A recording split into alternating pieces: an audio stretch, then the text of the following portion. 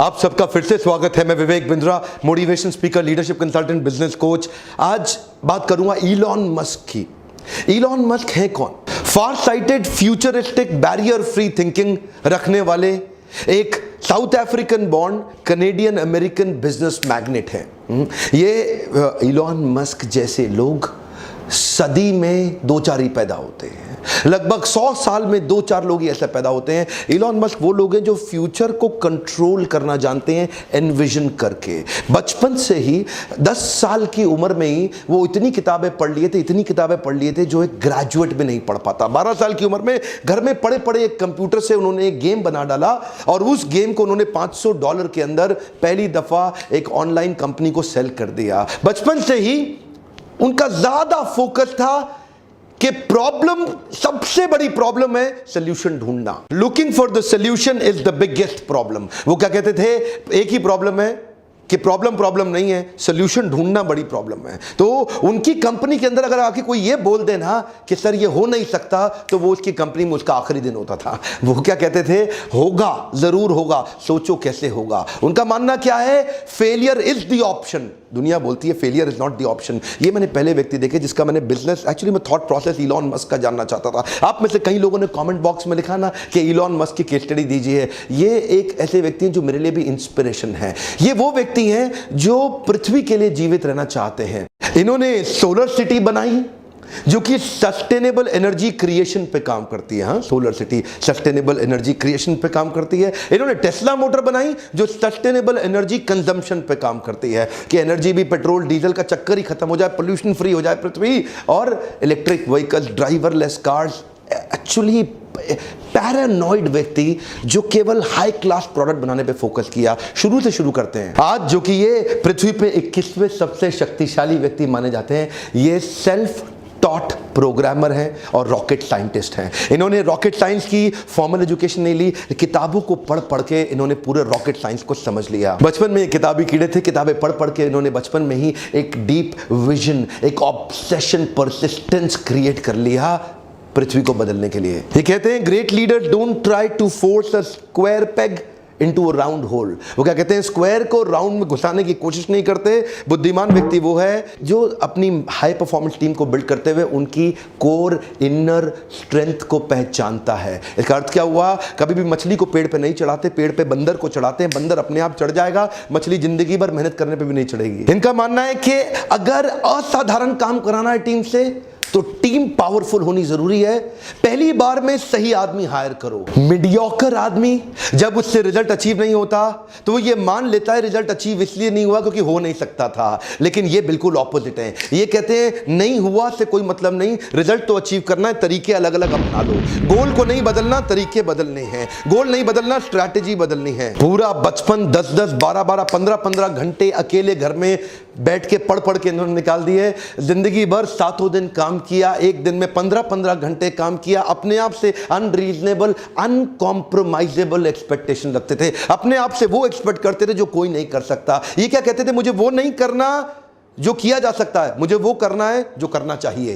ये नहीं बोलते I don't expect to do what is possible, I want to do what is needed to be done। इनकी world class companies की list में Zip2, X.com, PayPal, SpaceX, Tesla, solar city, hyperloop, open artificial intelligence, Neuralink, the boring company, जिनमें से SpaceX, Tesla और solar city की चर्चा और hyperloop की चर्चा पूरी दुनिया कर रही है। ये कहते थे मैं मंगल ग्रह पर लोगों को भेजूंगा, मंगल ग्रह पे जीवन चालू कर दूंगा। एक एक करके आता हूं। 95 में अपने भाई किम्बल के साथ मिलकर इन्होंने Zip2 की शुरुआत करी और ये Zip2 में इनको जल्दी ही फंडिंग भी मिल गई। शुरू में अपने पिता के पैसे से किया, बाद में एक्सटर्नल फंडिंग मिली, बोर्ड ऑफ डायरेक्टर्स बढ़ते चले गए और आगे चल के क्योंकि अभी ये यंग थे, इनका एक्सपीरियंस उतना बड़ा था नहीं, तो बोर्ड ऑफ डायरेक्टर्स ने सोचा यार ये आदमी सीईओ बनने के लायक नहीं, उसको सीईओ की पोजीशन से हटा दिया क्या। एनीवेज बाद में टेक बबल, आपको पता है सन 2000 से पहले 99 में ये फटने की कागार पे था, तो सारे बोर्ड ऑफ डायरेक्टर्स ने मिलकर सोचा इस कंपनी को बेच देते हैं। कॉम्पैक्ट को वो कंपनी बेच दी गई,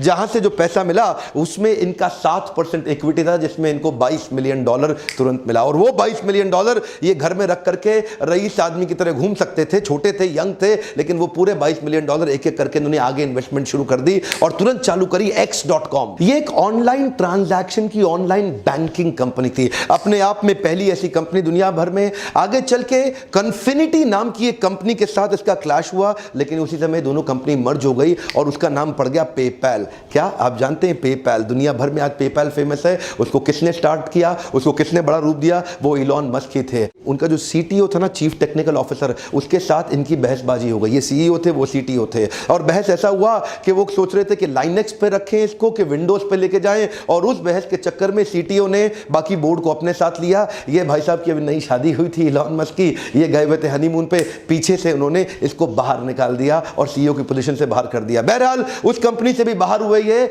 लेकिन तब बाहर होते वक्त इनका शेयर बहुत बड़ा हो चुका था। $165 मिलियन लेके बाहर निकले तो रुके नहीं। अब क्या सोचे? मुझे लगता है कि मंगल ग्रह पे जीवन होना चाहिए।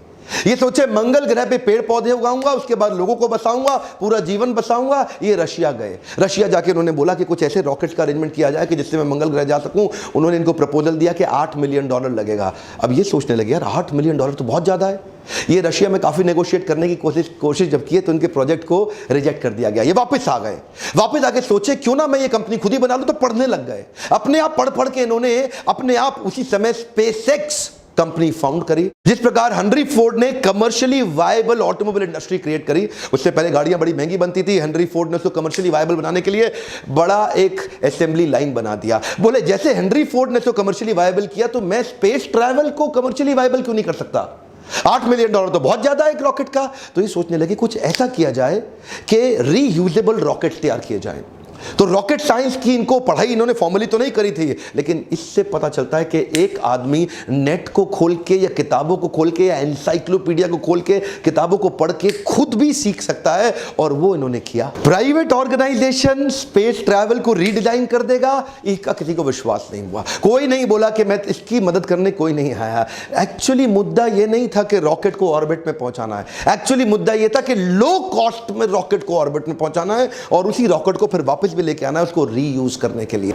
और वहीं जब इन्होंने पहला लॉन्च किया, इनके इंजन में आग लग गई, और वो अर्ली आग लगी, वहां से इनको बहुत बड़ा नुकसान हुआ। अच्छा, दूसरी बार फिर ट्राई किया। दूसरी बार इनका जो रॉकेट था वो स्पेस में गया, लेकिन ऑर्बिट में नहीं पहुंचा, फिर ऑफ रूट हो गया, और तीसरी बार स्पेस में जाते ही ऑफ रूट हो गया। 3 बार में इनका इतना नुकसान हुआ, जितना भी पैसा इनको मिला था पीछे, जो इनको मिला था ना पेपैल से, जब पैसा आया था इनको बाहर निकाला गया था, तो वो सारा पैसा इन्होंने डाल दिया, लेकिन तीनों बार में पैसा खत्म हो गया। फंडिंग एजेंसी से खत्म हो गया, नासा से कॉन्ट्रैक्ट मिला, वो पैसा भी गया। अब इन्वेस्टर बोले अब कुछ नहीं बचा, अब तो कंपनी खत्म। लेकिन ये बोले एक ट्राई और करूंगा, एक ट्राई और करूंगा। क्या क्रेजी आदमी थे। He made a crazy announcement कि चौथा लॉन्च थोड़े ही महीनों में करने वाला हूं।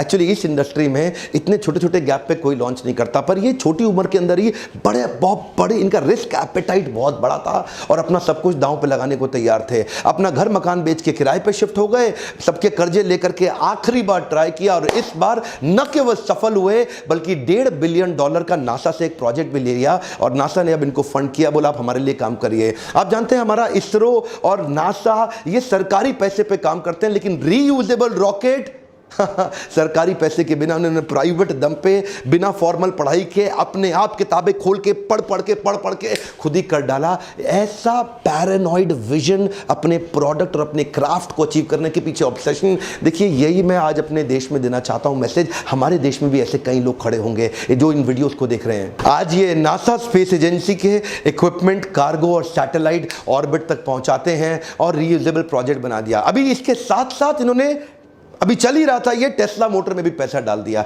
ये टेस्ला मोटर में पैसा इन्वेस्ट किए, उनकी कंपनी में घुस गए और पूरी तरह इन्वॉल्व हो गए। जल्दी ही इनको कंपनी का सीईओ भी घोषित कर दिया गया, और इन्होंने टेस्ला को लेकर के इलेक्ट्रिक व्हीकल बनाने के विजन को तैयार किया। जो पहली गाड़ी बनी वो अपनी कॉस्ट से डबल कॉस्ट पे चली गई। $1,09,000 की एक गाड़ी बनी। एक्चुअली ये सोच रहे थे शुरू में कि $50,000 में बन जाएगी, लेकिन जब बनाने लगे तो उसकी कॉस्ट डबल हो गई। गाड़ी बिकी नहीं, बिकने में बहुत दिक्कत आई। दूसरी बार कॉस्ट थोड़ी कम हुई, लेकिन तीसरे अटेम्प्ट में रीजनेबल कॉस्ट आ गई, जिससे इनकी बिक्री बहुत तेज हुई। यानी कि स्पेसएक्स में कई फेलियर आए, उससे पहले x.com में, पेपैल के टाइम पे पहले भी इनको निकाल दिया गया। उसके बाद इधर भी इन्होंने चालू किया तो इधर भी इनके कंटिन्यूअस फेलियर आते रहे। वो जो टेस्ला थी, ये जिधर जिधर गए ये क्या बोलते हैं, failure is an option. Come on, क्या फेलियर इज एन ऑप्शन, लेकिन you got to bounce back. Come on, you got to bounce back. याद रखिए, इलॉन मस्क अपने आप में केस स्टडी है, art of failing successfully. Come on, क्या art of failing successfully. आज $20 बिलियन से ज्यादा की नेटवर्थ,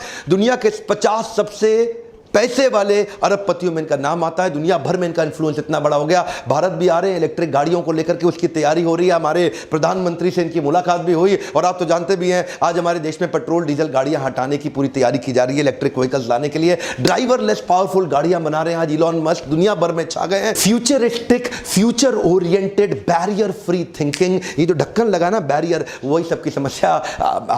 आज एक बात कहना चाहता हूं, कुछ भी भूल जाना जिंदगी में, ये बाउंस बैक को मत भूलना, हमेशा बाउंस बैक करना। मैं हर वीडियो में बताने की कोशिश करता हूं, मेरे बाउंस बैक सीरीज के पावरफुल मोटिवेशनल इवेंट्स भी होते हैं, आप भी आइएगा। वीडियो के एंड में नीचे जाके चेक करिए, डिस्क्रिप्शन में लिंक दिया होगा, क्लिक करिए और अपनी सीट ब्लॉक करिए। आप और ट्रेनिंग करना चाहते हैं, अपनी लीडरशिप फनल में आना चाहते हैं, तो इस नंबर पे फोन करके आपको पावरफुल शक्तिशाली एंटरप्रेन्योर बनाने के कुछ ऐसे टूल्स और स्ट्रैटेजीज बनाई हैं, ऐसे फ्रेमवर्क्स तैयार किए हैं। 6 महीने का कोर्स है, आपको सफल बनाने की जिम्मेदारी मेरी। आप फोन करके अगली डेट का पता लगाइए कि ये 6 महीने का प्रोग्राम आप किस तरह से अटेंड कर सकते हैं, और आप अपने एक शक्तिशाली एंटरप्रेन्योरियल एबिलिटी को 10 गुना बड़ा कर सकते हैं। आज तो वीडियो मैंने एलॉन मस्क पे बनाया, नीचे मेरे को मैं प्रश्न में आपसे आज पूछूंगा, और किस दुनिया के पावरफुल लीडर के बारे में आप जानना चाहते हैं, जिनके बारे में मैं आपको शेयर करूं। आपको इंस्पायर करना ये मेरी जिम्मेदारी है। चैनल पे वापस आके सब्सक्राइब करना, बेल आइकन को हिट करना, दूसरों से कराना ये आपकी जिम्मेदारी है। और एक रिक्वेस्ट करना चाहता हूं, हमारे भारत में भी ऐसे पावरफुल पोटेंशियल्स हैं, लेकिन दबे हुए हैं क्योंकि बैरियर बन जाते हैं, उनको आसपास के लोग दबा देते हैं, कर नहीं पाते। घर बैठे बैठे ये फ्री वीडियोस आपको देखने को मिल रहे हैं,